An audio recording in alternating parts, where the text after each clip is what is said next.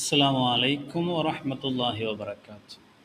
ഇന്ന് നമ്മൾ പഠിക്കാൻ പോകുന്നത് 7ാം ക്ലാസ്സിലെ താരീഖ്.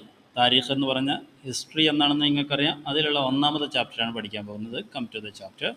താരീഖ് എന്ന് പറഞ്ഞാൽ ഹിസ്റ്ററി എന്നറിയില്ല, ഇന്ന് വരെ സംഭവിച്ച എന്തൊക്കെ സംഭവങ്ങളുണ്ട് അതാണ് നമ്മൾ ഇതിൽ ചർച്ച ചെയ്യുക. ഇവിടെ എസ്പെഷ്യലി ഇസ്ലാമിക് ഹിസ്റ്ററിയാണ് നമ്മൾ ചർച്ച ചെയ്യുക.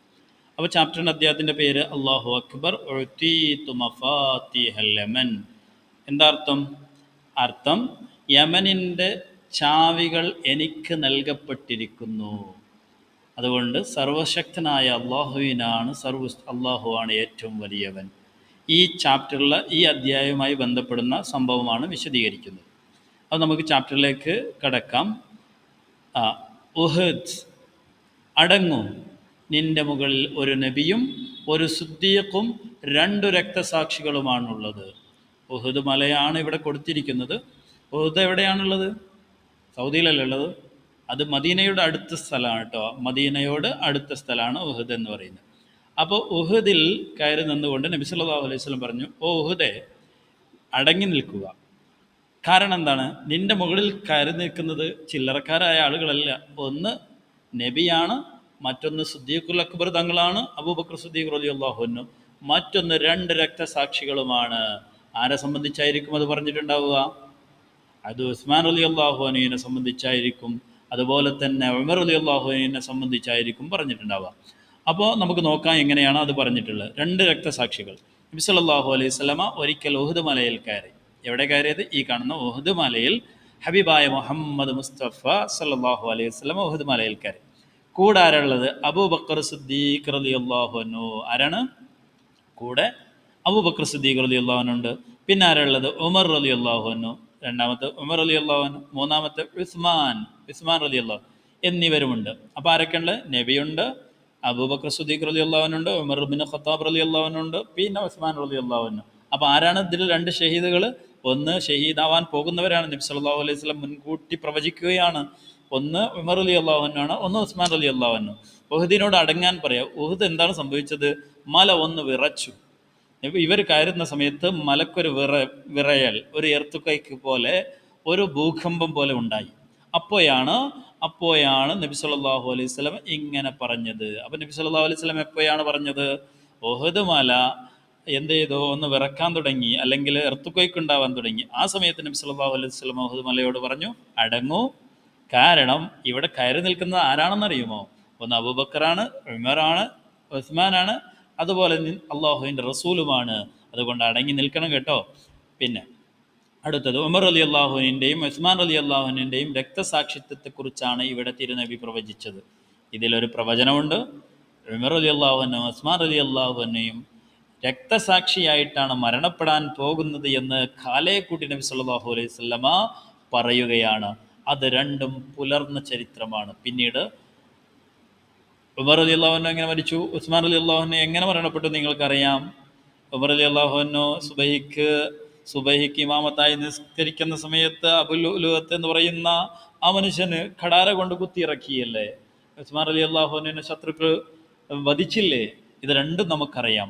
ഇനി നമുക്ക് അടുത്ത പോയിന്റിലേക്ക് വരാം. അപ്പോൾ രണ്ട് ഈ പ്രവചനങ്ങൾ നമുക്ക് മനസ്സിലായി. ഈ പ്രവചനങ്ങൾ ജ്യോത്സ്യന്മാരും മറ്റും നടത്തുന്ന പ്രവചനങ്ങൾ പോലെയല്ല. നമ്മളിപ്പോൾ പറഞ്ഞ നബി തങ്ങളുടെ ഈ പ്രവചനവും ജ്യോത്സ്യന്മാരും പ്രവചിക്കൂട്ടോ. ജ്യോത്സ്യന്മാർ പ്രവചിക്കുന്നത് പോലെയല്ല. അവ കേവലം ഊഹങ്ങളാണ്. ജ്യോത്സ്യന്മാർ പറയുന്നത് കേവലം ഒരു ഊഹങ്ങളാണ്. യാദൃശ്ചികമായി ചിലത് പുലർന്നേക്കാം. ചില വാക്യങ്ങൾ, ചില സംഭവങ്ങൾ അതുപോലെ സംഭവിച്ചേക്കാം, ഉറപ്പില്ല. എന്നാൽ നബിയുടെയും മറ്റു നബിമാരുടെയും പ്രവചനങ്ങൾ അള്ളാഹുവിൽ നിന്നുള്ള വഹി മുഖേന മാത്രമാണ്.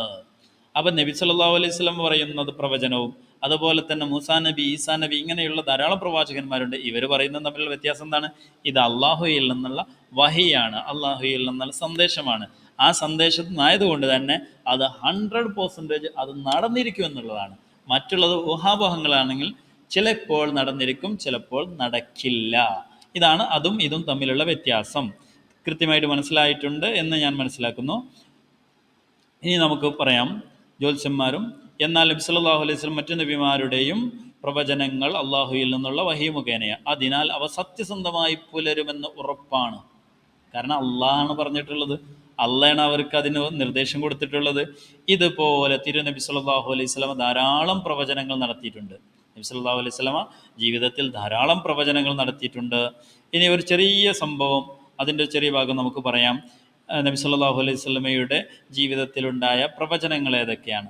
ഒരു യുദ്ധത്തിൽ മുസ്ലിങ്ങളുടെ പക്ഷത്ത് അസാമാന്യ ധീരത കാണിച്ച ഒരു യുവാവിനെക്കുറിച്ച് നബി സല്ലല്ലാഹു അലൈഹി വസല്ലമ യുവാവിനെക്കുറിച്ച് സ്വഹാബികൾ നബി സല്ലല്ലാഹു അലൈഹി വസല്ലമയോട് പറഞ്ഞപ്പോൾ അവിടുന്ന് പ്രവചിച്ചു. എന്താ പറഞ്ഞത്? അസാമാന്യമായ ധീരത, ഭയങ്കര ധീരതയുള്ള ഒരു പടയാളി, ഒരു മനുഷ്യൻ മുസ്ലിം പക്ഷത്ത് നിന്ന് യുദ്ധം ചെയ്യുകയാണ്. ആ സമയത്ത് പ്രവാചകനോട് ഈ നബി സ്വഹാബ കിറാം വന്നിട്ട് പറയുന്നു ഒരു മനുഷ്യൻ ഇങ്ങനെ. അപ്പോൾ നബി സല്ലല്ലാഹു അലൈഹി വസല്ലം ആ മനുഷ്യനെ സംബന്ധിച്ച് പറഞ്ഞു, അദ്ദേഹം നരകത്തിലാണ്. എന്താ പറഞ്ഞത്? അദ്ദേഹം നരകത്തിലാണ്. ഇതിൽ കൗതുകം തോന്നിയ ഒരു സഹാബി അദ്ദേഹത്തെ അവസാനം വരെ നിരീക്ഷിച്ചു. ആരാ പറഞ്ഞിരിക്കുന്നത്? മുഹമ്മദ് മുസ്തഫ സല്ലല്ലാഹു അലൈഹി വസല്ലം പറഞ്ഞിട്ടുള്ളത്. സ്വഹാബത്തിന് കൗതുകമായി, എന്തൊരു യുദ്ധമാണ് അദ്ദേഹത്തിൻ്റെത്, അദ്ദേഹം നരകത്തിലാണെന്ന് നബി സല്ലല്ലാഹു അലൈഹി വസല്ലം പറഞ്ഞിരിക്കുന്നു. അതുകൊണ്ട് തന്നെ ഒരു സ്വഹാബി എന്ത് ചെയ്തു? അദ്ദേഹത്തെ അവസാനം വരെ നിരീക്ഷിച്ചു, യുദ്ധത്തിൻ്റെ അവസാനം വരെ നിരീക്ഷിച്ചു. യുദ്ധം ചെയ്യുന്നതിനിടെ മുറിവ് പറ്റുകയും ആ വേദന സഹിക്കാതെ അദ്ദേഹം ആത്മഹത്യ ചെയ്യുകയും ചെയ്തു. എന്താണ് സംഭവിച്ചത്? ആ യുദ്ധത്തിൽ അദ്ദേഹത്തിന് മുറിവ് പറ്റി, പരിക്ക് പറ്റി. എന്നിട്ട് അദ്ദേഹം എന്ത് ചെയ്തത്? ആ വേദന, പരിക്ക് പറ്റി കഴിഞ്ഞാൽ ധാരാളം വേദനകളുണ്ടാവും, ആ വേദന കടിച്ചിറക്കാനുള്ള മനോധൈര്യമില്ലാതെ അദ്ദേഹം ആത്മഹത്യ ചെയ്തു.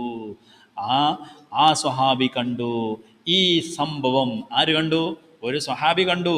സ്വഹാബി ഈ വാചകം കേട്ടിട്ടുണ്ട് നബി സല്ലല്ലാഹു അലൈഹി വസല്ലമയിൽ നിന്ന്. നബി സല്ലല്ലാഹു അലൈഹി വസല്ലമ നമ്മളെ പഠിപ്പിച്ചെന്താണ്? ആത്മഹത്യ ചെയ്യുന്നവൻ നരകത്തിലാണല്ലോ. തിരുമൊഴി. നബി സല്ലല്ലാഹു അലൈഹി വസല്ലം പറഞ്ഞത് എന്താണ്? നരകത്തിലാണ് ആത്മഹത്യ ചെയ്യുന്നവർ നരകത്തിലാണെന്ന് നബി സല്ലല്ലാഹു അലൈഹി വസല്ലം പറഞ്ഞിട്ടുണ്ട്. അപ്പോൾ തീർച്ചയായിട്ടും നബി സല്ലല്ലാഹു അലൈഹി വസല്ലമയുടെ അവിടുത്തെ പ്രവചനകം സ്വഹാബത്തിൻ്റെ കൺമുന്നിൽ വെച്ചുകൊണ്ട് തന്നെ പുലർന്നു, പ്രശസ്തിക്ക് വേണ്ടി. അപ്പോൾ പിന്നെ അദ്ദേഹം ചെയ്തത് എന്തായിരിക്കും? പ്രശസ്തിക്ക് വേണ്ടി യുദ്ധം ചെയ്ത അയാൾ ഖുർമാൻ എന്നുള്ള പേരുള്ള മുനാഫിക്കായിരുന്നു. അദ്ദേഹം ആരായിരുന്നു? മുനാഫിക്കായിരുന്നു. അദ്ദേഹത്തിൻ്റെ പേരെന്താണ്? ഖുർമാൻ എന്നാണ്. അപ്പോൾ മുനാഫിക്ക് എന്ന് പറഞ്ഞ അദ്ദേഹത്തിൻ്റെ പേര് കിട്ടി. മുനാഫിക്ക് എന്ന് പറഞ്ഞാൽ നമുക്ക് മനസ്സിലാവണ്ടേ എന്താണ്? മനസ്സിൽ വിശ്വാസമില്ലാതെ പ്രത്യക്ഷത്തിൽ മുസ്ലിമായി നടക്കുന്നവരാണ് മുനാഫിക്കുകൾ. ആരാണ് മുനാഫിക്കുകൾ? മുനാഫിക്കുകൾ മനസ്സിൽ വിശ്വാസം ഉണ്ടാവില്ല, മുസ്ലിം പക്ഷത്താണ്, പക്ഷേ അവർക്ക് മനസ്സിൽ വിശ്വാസമില്ല. പുറത്ത് ഞങ്ങളും മുസ്ലിമീങ്ങളാണെന്ന് പറഞ്ഞു നടക്കുന്നവർ, അവരാണ് മുനാഫിക്കീങ്ങൾ. അള്ളാഹു നമ്മളെ കാത്തുരക്ഷിക്കുമാറാവട്ടെ എന്ന് പറയുകയാണ്. ഇനി നമുക്ക് അടുത്ത പാട്ടിൽ, ഇതിൻ്റെ രണ്ടാമത്തെ പാട്ടിൽ അടുത്ത ഭാഗം പഠിക്കാം. അള്ളാഹു തൗഫീക്ക് നൽകുമാറാവട്ടെ. അസ്സലാമു അലൈക്കും വറഹ്മത്തുള്ളാഹി വബറകാതുഹു.